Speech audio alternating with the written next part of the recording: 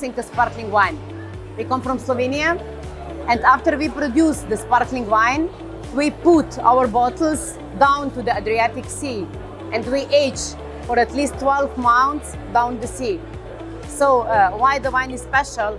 Because some minerality from the Adriatic Sea, it comes into the wine through the cork, and you can feel it in the taste of the wine.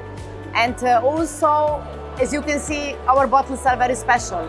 Every pattern is unique. It comes directly from the Adriatic Sea, some seashells, and it's really perfect conditions for aging the wine into the sea because of the constant moving of the sea. It's constant pressure. Yeah, this one is made from Chardonnay and Trebula, and the other one is Rosé. It's made from 100% Pinot Noir.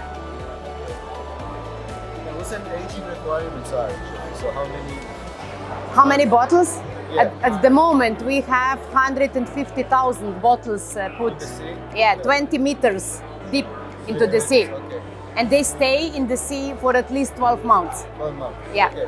I see. There is constant moving, constant pressure, and also constant temperature. And it is optimal for aging the wine. Cheers. Yeah, cheers.